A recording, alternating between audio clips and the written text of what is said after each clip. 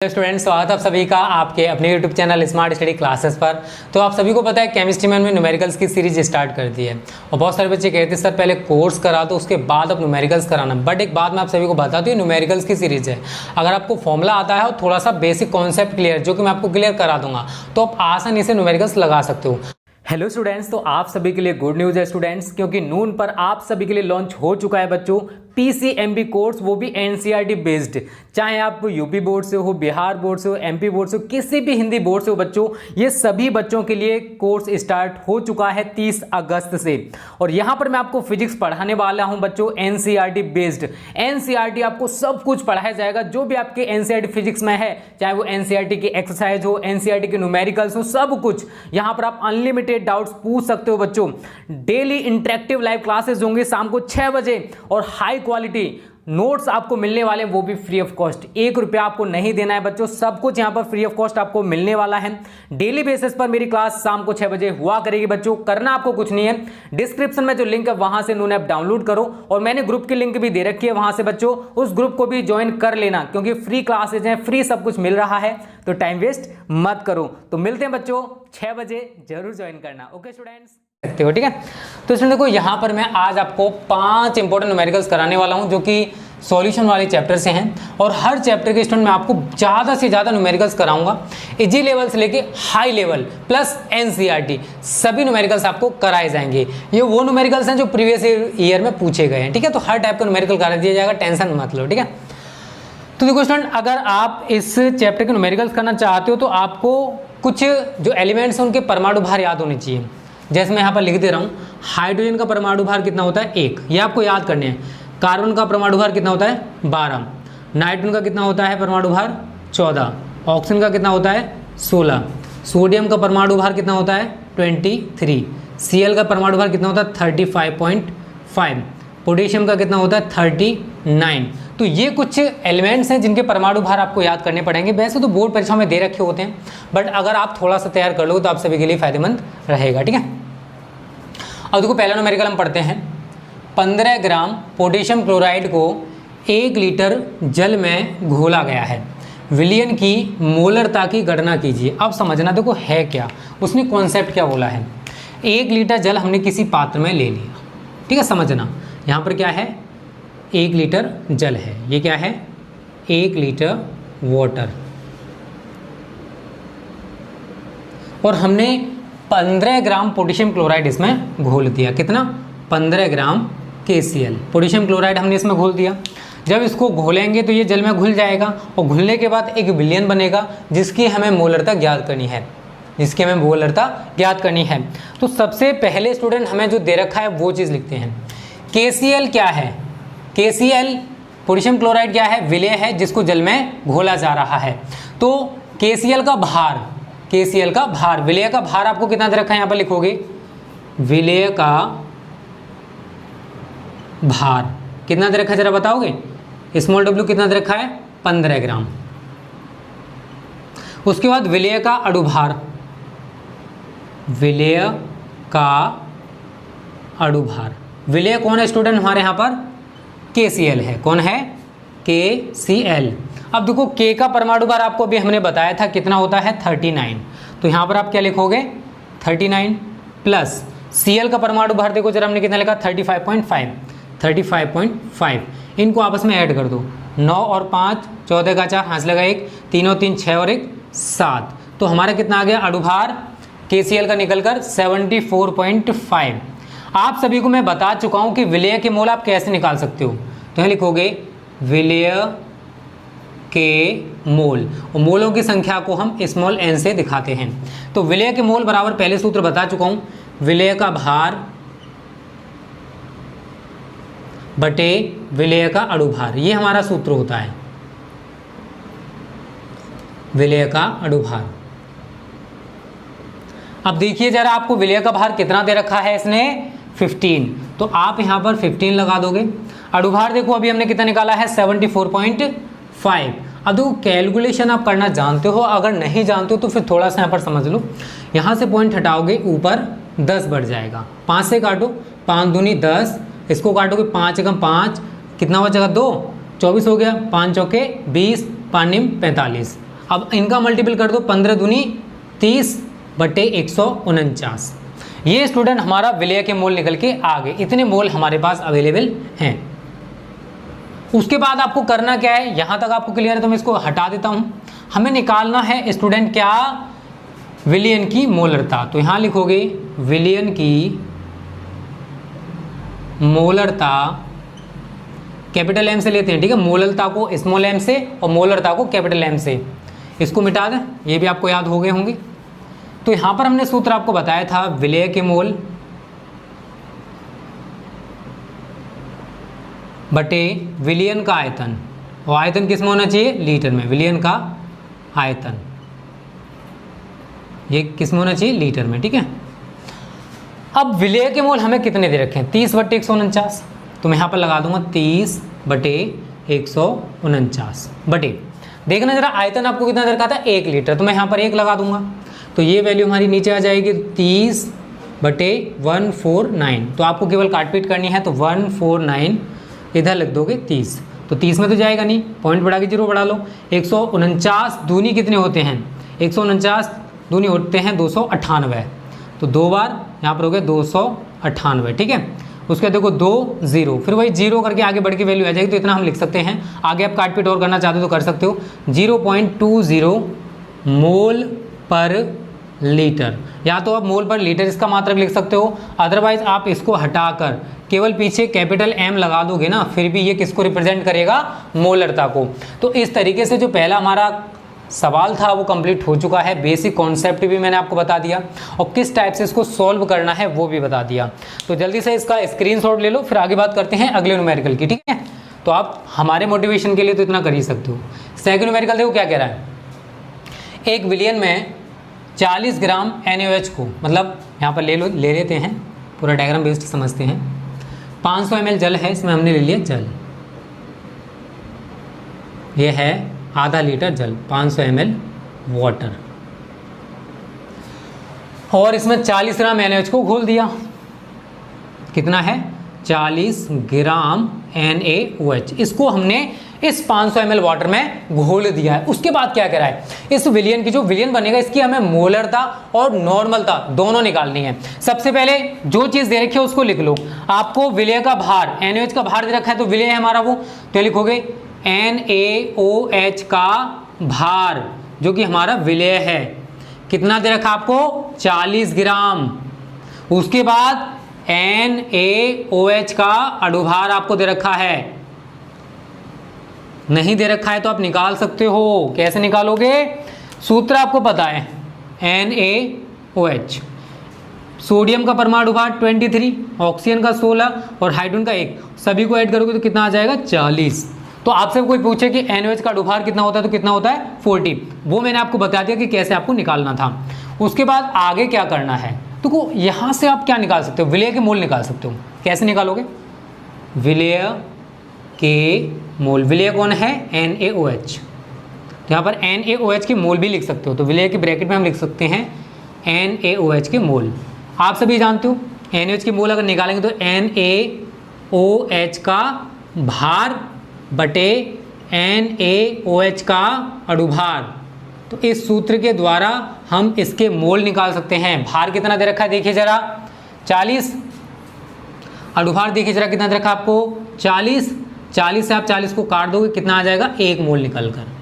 तो हमने मोलों की संख्या निकाल ली कि NaOH के जो मोल्स हैं वो कितने हैं, 1 मोल है। अब यहाँ से आप आसानी से मोलरता निकाल सकते हो। तो यहाँ लिखोगे विलियन की मोलरता बराबर, कैसे लिखोगे विलियन की मोलरता, आप वो समझिए। देखो मोलरता बराबर क्या होता है, विलेय के मोल बटे विलियन का आयतन, विलियन का आयतन। विलेय के मोल आपको देखो जरा कितने दे रखे हैं, 1, और कितने विलियन का आयतन कितना दे रखा है आपको, देखो जरा आयतन हमें दे रखा है कितना, 500 ml, कितना, 500 ml। अब लीटर में चेंज करोगे तो मैं यहाँ पर आयतन लिख सकता हूँ, आयतन दे रखा था हमको 500 ml, और 1 लीटर में आप सभी जानते हो 1000 ml होते हैं। तो आप क्या कर सकते हो, 2 तरीके से इसको कर सकते हो। 500 को लीटर में चेंज करोगे तो 500, मैं इसको मिटा दूँ, ये समझ में आ गया होगा। देखो ये 500 मिलीलीटर है और 1 लीटर में आप सभी जानते हो 1000 ml होते हैं। तो अब मैं पूछूं कि अगर इसको आपको लीटर में परिवर्तित करना है तो क्या करोगे? आप कहोगे सर 1000 से डिवाइड कर दो तो लीटर में चेंज हो जाएगा। आप भी समझदार हो, मैं भी समझदार हूँ, तो मैं यहाँ पर यही लिखूंगा 500/1000। आगे हम इसको और सॉल्व करेंगे। 1000 हमारा कहाँ पहुँच जाएगा? ऊपर, तो 1000/500। अब 500 से 1000 को काट दोगे, सीधा सीधा कितनी बार कट जाएगा? 2 बार। यही हमारी मोलरता है, तो इसके लिए पीछे लिख दोगे 2m। यही हमारा आंसर हो जाएगा। एक आंसर आया अभी मोलरता वाला। अभी उसने एक और चीज़ हमसे पूछी थी, नॉर्मलता। अगर मैं आप सभी से नॉर्मलता का सूत्र पूछूं कि नॉर्मलता का सूत्र क्या होता है, तो आप सभी कहोगे कि सर विलियन की नॉर्मलता बराबर आपने लिखाया था विलेय के तुल्यांकों की संख्या, विलेय के तुल्यांकों की संख्या बटे विलियन का आयतन। मैं भी कहूँगा कि हाँ मैंने यही सूत्र लिखाया था। और आयतन किस में होना चाहिए हमारा? लीटर में। बट एक चीज़ यहाँ निकल के आएगी, विलेय के तुल्यांक कैसे निकालेंगे? तो यहाँ पर आप सूत्र लिखोगे, जैसे मोल निकालते हैं वैसे आप यहाँ पर तुल्यांक निकालोगे। तो विलेय के तुल्यांक बराबर विलेय का भार, बस यहाँ पर एक नया टर्म ऐड हो जाएगा। यहाँ पर तो हम अणुभार लेते हैं, बट यहाँ पर हमें तुल्यांकी भार लेना पड़ेगा। विलेय का तुल्यांकी भार। यहाँ तक आपको क्लियर हो रहा होगा।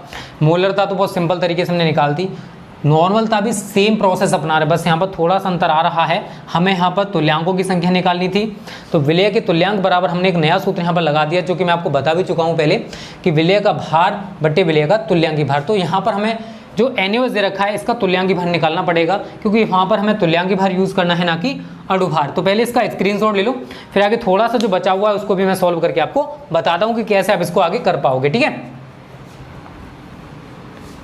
देखो आगे कुछ नहीं करना है, बस आपको देखो NaOH का तुल्यांक भार मैं आपको बता रहा हूँ कैसे निकालोगे। देखो NaOH ये टूटेगा Na+ और OH- में, तो कितने OH- है यहाँ पर? 1 है। याद रखना जितने भी क्षार होते हैं, जो OH- है इसको अम्लीयता बोला जाता है। क्या बोला जाता है? अम्लीयता। और जितने भी अम्ल होंगे उनमें जो H+ आता है, जैसे मैं HCl की बात करूँ आपसे, ये किस किस में विघटित होगा? H+ और Cl- में। तो यहाँ पर जो H+ है ये अम्लीयता कहलाती है, इसकी क्षारकता कहलाती है। क्या कहलाती है? क्षारकता। तो जो क्षार होते हैं उनकी तो अम्लीयता होती है OH-, और जो अम्ल होते हैं उनकी क्षारकता होती है। ये छोटी सी बात आपको याद रखनी है। क्यों याद रखनी है अभी आपकी समझ में आ जाएगा। अगर मैं NaOH का तुल्यांकी भार निकालूं, तो NaOH का तुल्यांकी भार बराबर होता है NaOH का अणुभार बटे NaOH की अम्लीयता। ठीक है, यहाँ पर हमें यूज़ करना है इसको, NaOH की अम्लीयता। अणुभार NaOH का अभी मैंने आपको कितना बताया था? 40 बताया था, तो मैं यहाँ पर 40 ही लगाऊंगा। अम्लीयता मुझे यहाँ पर OH- के आगे कोई आपको वैल्यू दिखाई दे रही है? 2 3 4 5 ऐसी कुछ वैल्यू है? नहीं है ना, तो इसका मतलब क्या है कि कुछ भी नहीं है, तो इसका मतलब 1 मान सकते हैं। तो अम्लीयता की जगह कितना लगाओगे? 1। तो हमारा तुल्यांकी भार NaOH का कितना निकल के आएगा? 40। इसको E से रिप्रेजेंट करते हैं। किससे रिप्रेजेंट करते हैं? E से। तो NaOH का तुल्यांकी भार मैंने निकाल के आपको बता दिया, कितना निकल के आया? 40। बस आपके सामने सूत्र है, बस आपको वैल्यू पुट करनी है और आंसर निकल के आ जाएगा। विलेय का भार आपको कितना दे रखा था? एक चीज़ बताइए मैंने, आप देखो समझना, विलेय का भार बट्टे विलेय का तुल्यांकी भार। अभी हमने जो वैल्यू निकाली है ये क्या निकल के आया? तुल्यांकी भार। अब सारी वैल्यूज यहाँ पे पुटअप कर दो। विलेय का भार आपको देखो जरा कितना दे रखा था? 40 बटे, और तुल्यांकी भार अभी हमने कितना निकाला? 40। तो विलेय की तुल्यांकों की संख्या कितनी निकल के आएगी? 1। ये वैल्यू आप यहाँ लगा दो। तो नॉर्मलता बराबर क्या सूत्र हो जाएगा? विलेय के तुल्यांक कितने हैं हमारे पास? 1। और आयतन अभी हमने कितना यूज़ किया था आप सभी को पता है, 500/1000 था। तो 500/1000, 1000 को आप ऊपर लेके जाओगे तो 1000/500, तो आपका जो आंसर है वो कितना आएगा? 2n, मतलब 2 नॉर्मल निकल के आ जाएगा। मतलब नॉर्मलता इस विलियन की कितनी निकल के आएगी स्टूडेंट? 2। एक बार आंसर चेक कर लेते हैं, शायद यही आंसर होगा स्टूडेंट। ठीक है, यही आंसर है, ठीक है, क्लियर है। तो इस तरीके से देखो थोड़ा बड़ा सवाल है, इस टाइप के भी सवाल बहुत ज़्यादा पूछे जाते हैं, तो मैं आपको हर टाइप का सवाल करा दूंगा, टेंशन मत लेना, ठीक है। क्लियर है सभी को? इसका स्क्रीनशॉट ले लो जल्दी से। और वीडियो कैसी लग रही है? ठीक ठाक है? तू ढक जा। चलो इसको मिटा देते हैं हम। तीसरा न्यूमेरिकल पढ़ो क्या कह रहा है। देखो न्यूमेरिकल्स अगर आपको दे रखे हैं तो पहले उसको पढ़ो, उसके बाद उसे सॉल्व करो। अगर डायरेक्ट सॉल्व करोगे तो गलती कर बैठोगे। पहले उसे समझने की कोशिश करो कि सवाल में उसने क्या कहा है हमसे, उसके अकॉर्डिंग उसे सॉल्व करने की कोशिश किया करो। जैसे मैं इस सवाल की बात करूँ तीसरे की, तो इसने क्या क्या बोला है। ये कह रहा है कि 0.25 n का मतलब नॉर्मल था। n आपको कितनी दे रखी है इसने? 0.25। नॉर्मल था कितनी दे रखी है? 0.25। ऑक्जेलिक अम्ल है, ऑक्जेलिक अम्ल का सूत्र शायद गलती से आपको बताओ, COH का होल ट्वाइस डॉट 2H2 होता है। इसमें 2 क्रिस्टलीय जल के अणु लगे होते हैं। विलयन की मोलरता की गणना करनी है, अर्थात हमसे मोलरता कैपिटल M इसने पूछा है। तो देखो यहाँ पर एक नया सूत्र मैं आपको बता रहा हूँ जो कि आपको याद कर लेना है। देखो इसमें नॉर्मलता बराबर होता है, अब यहाँ पर अम्ल है, ये क्या है? एसिड है। तो एसिड अगर हम तोड़ेंगे, जैसे मैं आपको बता रहा था इससे पहले, क्रिस्टलीय जल के अणु ये तो मुक्त हो जाएंगे गर्म करने पर, ठीक है। तो ये किस किस में टूटेगा जानते हो? COO माइनस आयन, COO इस तरीके से टूटेगा। क्या टूटेगा? ये है ना, और प्लस 2H प्लस आयन। अब समझने की कोशिश करना, अगर मैं इसका स्ट्रक्चर बनाऊँ तो ये बनता है कुछ इस प्रकार से, COH सिंगल बॉन्ड COH। जब यहाँ से एक H हटेगा तो इस पर एक नेगेटिव आयन आएगा, और यहाँ से एक H हटेगा तो यहाँ पर भी नेगेटिव आयन आ जाएगा, और 2H हटे हैं तो 2H प्लस हमारा इधर आ गया। तो नॉर्मलता बराबर सूत्र होता है हमारा मोलरता गुणा क्षारकता। मोलरता जरा देखो कितनी दे रखी है आपको, मोलरता निकालनी है तो मोलरता से कोई मतलब नहीं है। नॉर्मलता कितनी दे रखी है आपको? 0.25। मोलरता हमें निकालनी है, क्षारकता हमने कितनी, अब समझो क्षारकता H प्लस क्या है, कितना लगा हुआ है? 2। तो यहाँ पर क्षारकता कितनी हो जाएगी? 2। तो यहाँ पर मैं 2 यूज़ करूँगा, तो M बराबर 0.25/2। कैलकुलेशन करना तो जानते ही हो ना, कैलकुलेशन करनी और आपका आंसर निकल के आ जाएगा, ठीक है ना। बस यही आंसर आ रहा होगा स्टूडेंट, एक बार चेक कर लेते हैं, टैली करने में क्या आता है, ठीक है यही आंसर है, ठीक है। तो काट पीट कर लेना आप सभी, तो काट लो। 0.2 एकम 2, 2 दूनी 4, 2 पंजे 10, ये आपका आंसर हो जाएगा, ठीक है। तो इस तरीके से हमारा जो तीसरा न्यूमेरिकल है आज का वो भी समाप्त हो गया। तो 3 न्यूमेरिकल्स आज हमने कंप्लीट कर लिए, ठीक है। तो सिंपल सा सवाल है, बट ये 2-3 बार पूछा गया है, ठीक है ना, 2-3 सालों से पूछा गया है। अच्छा सवाल है, थोड़ा सा कॉन्सेप्चुअल है, इसलिए आपको दिक्कत हो सकती है। चलो स्क्रीनशॉट ले लो जल्दी से इसका, और आपको एक न्यूमेरिकल मैं दूंगा होमवर्क, ठीक है। अगला न्यूमेरिकल आप सभी के लिए होमवर्क है, चौथा। बस मैं आपको तरीका बता दे रहा हूँ कैसे आपको सॉल्व करना है। अगली वीडियो में आपको मैं और टफ न्यूमेरिकल्स कराऊंगा, ठीक है। उससे अगली में और टफ, फिर NCERT, सभी न्यूमेरिकल्स आपको कराए जाएंगे सीरीज़ में। तो इस सीरीज़ का विरोध मत करो, इस सीरीज़ को प्यार दो, जितना प्यार दे सकते हो। समझो क्या कह रहा है, 5.85 ग्राम सोडियम क्लोराइड है, NaCl 200 मिली विलियन में घुला है। अब कोई विलियन मान लो, यहाँ पर 200 मिली विलियन दे रखा है, यहाँ पर वाटर ऐसा कुछ नहीं बोला उसने। कितना है ये? 200 ml। और ये सोडियम क्लोराइड कितना घुला है? 5.85 ग्राम, ठीक है। विलियन की मोलरता, आगे कह रहा है विलियन की मोलरता की गणना करनी है। अब समझो देखो सवाल को करोगे कैसे। तो क्वेश्चन 5.85 ग्राम सोडियम क्लोराइड है, तो मैं यहाँ लिखूंगा NaCl का भार स्मॉल w कितना दे रखा है? 5.85 ग्राम, 5.85 ग्राम। उसके बाद मैं NaCl का अणुभार निकालूंगा, तो NaCl का अणुभार इसको लेते हैं स्मॉल m से। आप सभी जानते हो NaCl सूत्र है, तो Na का परमाणु भार कितना होता है? 23, और Cl का कितना होता है? 35.5। मैंने यहाँ पर लिखा था ना, वही मैंने यहाँ पर वैल्यू पुटअप की है। दोनों को ऐड करो, 23 और 35 58.5, ठीक है। ये अणुभार निकल के आ गया। तो यहाँ से आप डायरेक्ट क्या कर सकते हो? NaCl के मोल निकाल सकते हो। तो NaCl के मोल बराबर NaCl का भार बटे NaCl का अणुभार। अब देखो भार कितना दे रखा है, देखिए जरा 5.85, और अणुभार आपको कितना दे रखा है इसने? 58.5। अब समझना, देखो कैलकुलेशन बहुत ईजी है। अगर मैं यहाँ से पॉइंट हटाऊंगा तो नीचे कितना बढ़ेगा? 100, और यहाँ से अगर मैं पॉइंट हटाऊंगा तो कितना बढ़ेगा? 10। एक जीरो से जीरो कैंसिल, 585 से 585 कैंसिल, तो कितना रह गया 1/10 मोल। उसके बाद आयतन आपको कितना दे रखा है विलियन का आयतन 200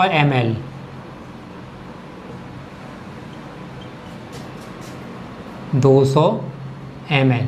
तो इसे लीटर में चेंज करोगे तो आप 1000 से डिवाइड कर दोगे इसको, तो 200/1000, तो कितना आ जाएगा 1/5 लीटर। अब इसके आगे क्या करना है, विलियन की मोलरता ज्ञात करनी है, जो कि आपको करना है। वैसे मैंने सारी चीज़ें करा दी, बस थोड़ा सा रह गया है आंसर सही तो बताना, ठीक है, कितना आंसर आ रहा है ये भी कर देना। तो उम्मीद करता हूँ चौथा न्यूमेरिकल आपको क्लियर हो गया होगा। बहुत ही अच्छा न्यूमेरिकल है, ये भी न्यूमेरिकल्स देखो एक नंबर 2 नंबर में पूछे जाते हैं। अब आज का लास्ट न्यूमेरिकल है, उसको डिस्कस कर लेते हैं, फिर आज की वीडियो हमारी समाप्त हो जाएगी, ठीक है। इसी तरीके से 5-5, 6-6 न्यूमेरिकल्स आपको हर पार्ट में कराते जाएंगे, तो आपकी तैयारी बेस्ट तरीके से हो जाएगी। देखो ज़्यादा बड़ी वीडियो प्रोवाइड करने से भी कोई फ़ायदा नहीं होता है, क्योंकि आप सभी उसे पूरा नहीं देखते हो। बट अगर मैं 15-20 मिनट की वीडियो दूँ तो आप उसे पूरा देखोगे और आपका पूरा कॉन्सेप्ट क्लियर हो जाएगा। ये भी अच्छा न्यूमेरिकल है। 14.625 ग्राम NaCl है, सोडियम क्लोराइड है, उसको 250 ग्राम जल में विलय किया गया, घोला गया है। प्राप्त विलयन की यहाँ पर मोललता का न्यूमेरिकल है, मोललता की गणना करनी है, तो देखो कैसे करोगे।